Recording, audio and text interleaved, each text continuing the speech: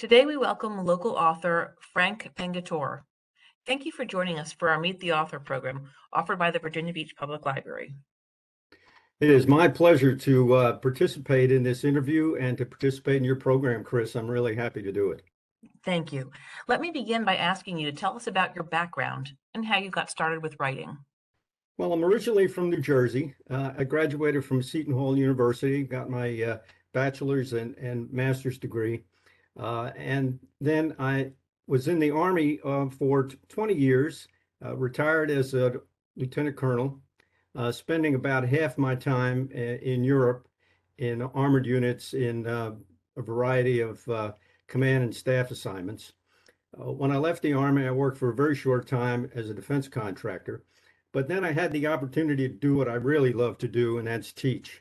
So I taught English composition and English literature for a while, but I also was able to teach teachers. And based on my experience with my degree and on my from my military experience, I was very interested in adult learning and instructional methods. And so I enrolled in the doctoral program at George Washington University. While I was in the program, and then after I graduated from the program, I taught courses in adult learning and instructional methods at Troy University at their extension campus here in Virginia Beach, and in the workforce education and development program at Southern Illinois University, also at their extension campus in Virginia Beach. Started off at Dam Neck, and then they moved now to Oceana. And I also taught courses in educational leadership, higher ed administration, and human resource development at the master's and doctoral level from my alma mater, George Washington University, at Oyster Point, at their extension campus at Loudoun County, and also in main campus at Foggy Bottom. And while I was engaged in those educational pursuits, I published academic articles and papers in professional journals, but this is my first opportunity to write young adult fiction. And my interest and personal experience with animal rescue and rehabilitation, particularly a specific incident that led to this story, really was the impetus for writing this book. My hobbies, as you can read on the screen here, include military history, baseball, particularly the New York Yankees. I got to get a plug in there. Mystery stories, old movies, and I live with my wife Diana, my beagle Benny, and two rescue cats, Lefty and Righty. All right. Tell us about your latest book. The Adventures of Lucky and Bud is it tended to be a series, and this is the first book in the series. It's a nature story for young readers aged 6 to 11, probably grades 2 to 6, that are interested in animals in general, but perhaps in veterinary care and animal rescue efforts in particular. It really is essentially a short story with pictures. And it's based on, as I said, a true story that happened to me. It was a baby squirrel, was in a nest in my backyard. I woke up one morning to this loud noise of screaming birds and flying all around the tree. Then I realized what the commotion was about was this little squirrel had been taken from the nest by the hawk and dropped in the yard next to us. And we went out, we picked him up, rescued him, and the story then chronicles how we began the rehabilitation process and all the people that were involved in it till we were able to get him back home. And my hope here is that the story will educate young people about wild animals, starting with just those in their own backyard, like this story is about, and the role they play in their environment. And perhaps it maybe even inspire some of them to protect our wildlife by providing care and sanctuary when they're when they're in need. Yes. Right. Is writing your primary career? Well, it wasn't, but now that I'm retired from the Army and from teaching, I certainly have more time to devote to it. In fact, I'm presently working on the second book in the series and conducting research and drafting the first iteration of it. Um, One of the things that I remember from teaching research and creative writing in college uh, is that the research you do on the book is very, very important. And, no less than James Mitchell recognized that it's an essential part to creating realistic characters and a convincing storyline. So I spent a great deal of time studying squirrels and their behaviors, and I learned quite a bit about that. Maybe at some point more than I really wanted to, but I learned quite a bit about um, how they act. And for example, they're territorial. And even though Lucky and Bud may not be with me anymore, um, they their family is because they stay, within the area around my yard and very close into that. Um, Most aspiring writers, will find that they don't have the ability to rely solely on writing for a means of support. But just like anything else that you want to do that you really love, whether it may be going to school or a hobby that you have, you can make time for it. And even while you're holding down a full-time job. And I think it's entirely possible to do that. All right. Let's move on to publishing. Are you self-published or do you have a publisher? Well, self-publishing, there's a number of categories. There are some where you must provide all the manuscript certainly, but you must provide a finished, completed manuscript.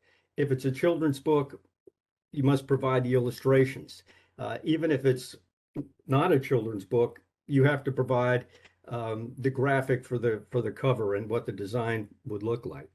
So I thought that was just a little bit too much for me, not being familiar with the publishing process, which is really pretty complex. So I chose Austin Macaulay. Their main office is in London, and they have a branch office in New York City.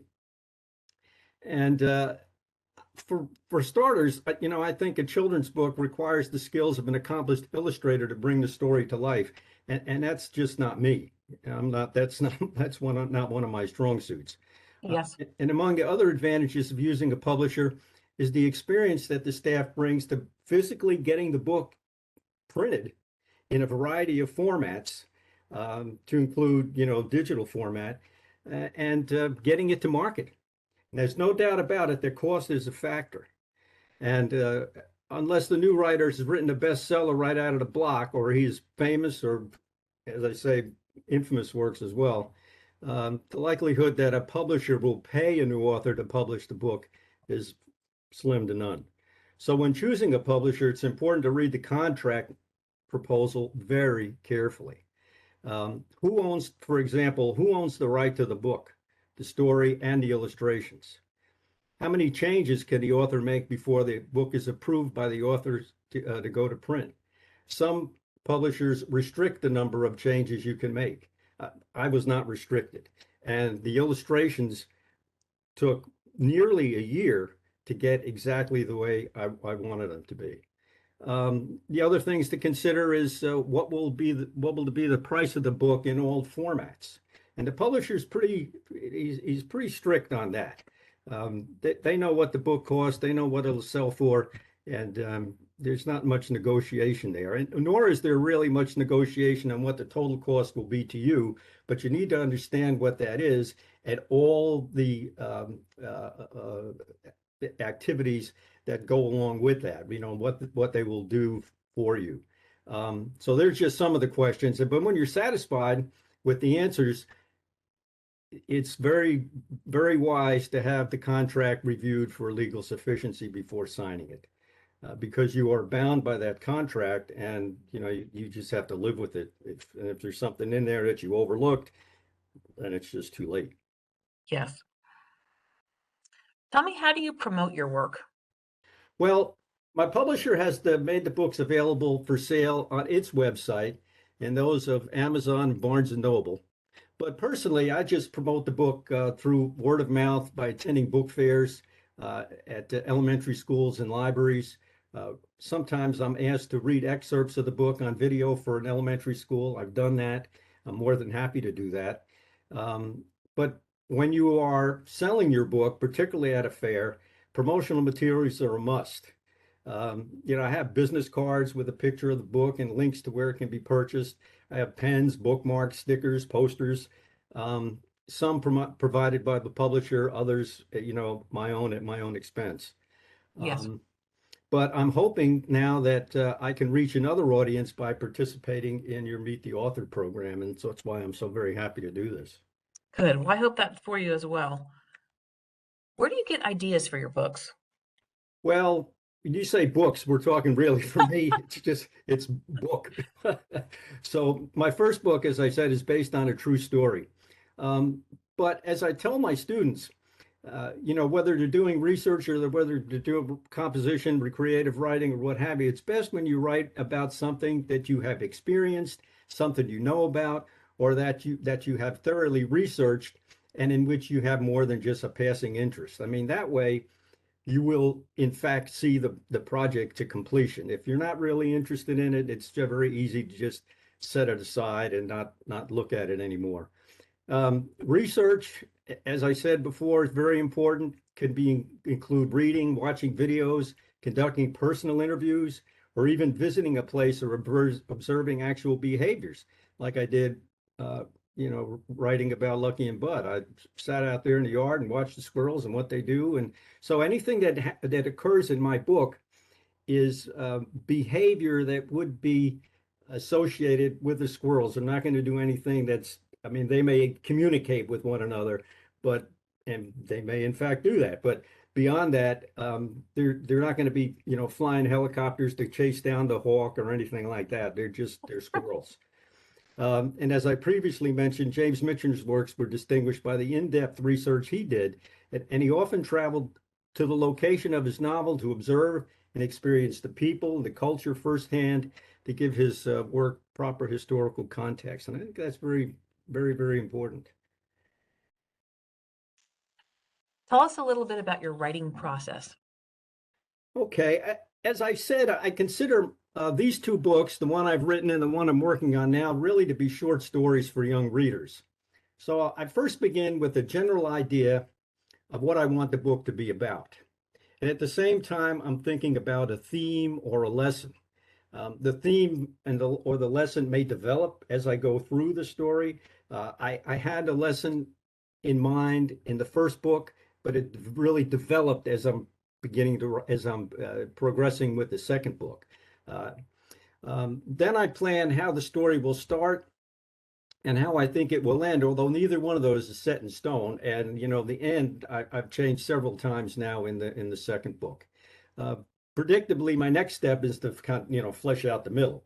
So I need to consider how I'll develop the plot or the plots. Now, because it's a short story, you're very likely will have only one plot, and if there is a subplot, it's going to be very minor and not take up much time and space.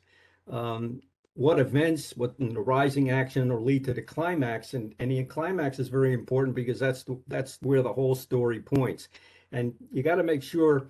And I'm a new writer really for this, so this is not speaking from any great experience, but you want to make sure that you don't go off the rails here, that you stay focused on what you think the high point of the story will be. And at this point, you're going to choose a general location, assemble a possible list of characters that you think you need to tell the story, um, then start to write.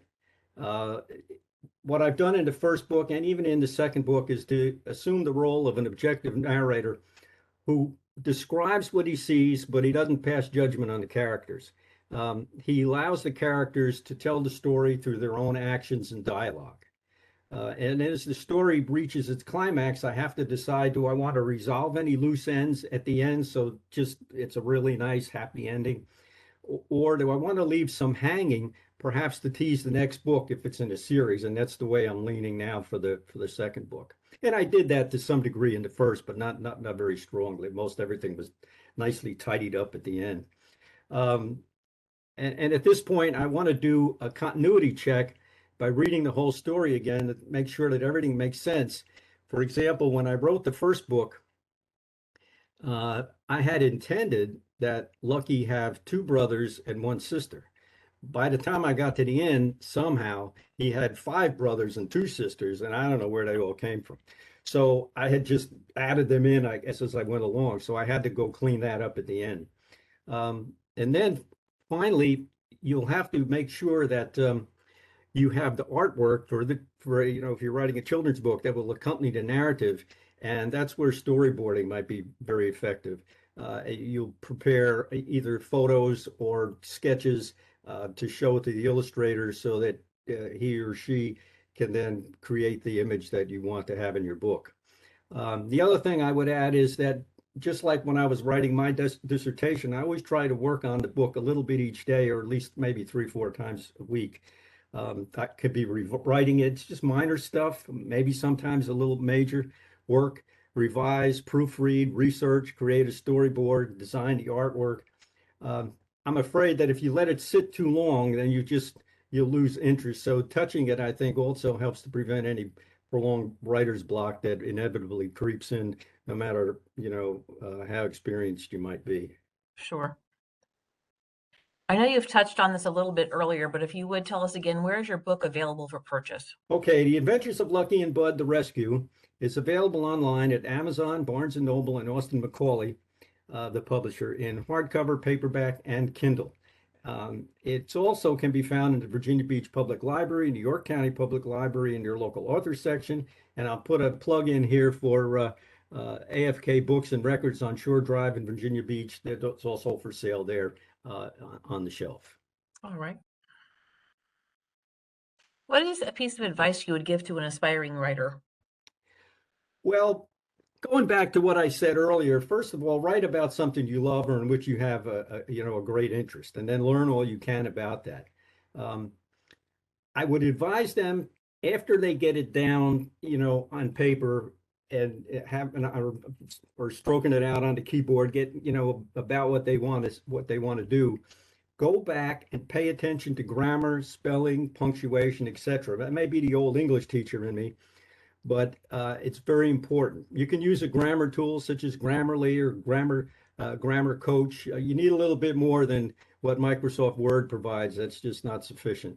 And quite frankly, many times it's not accurate.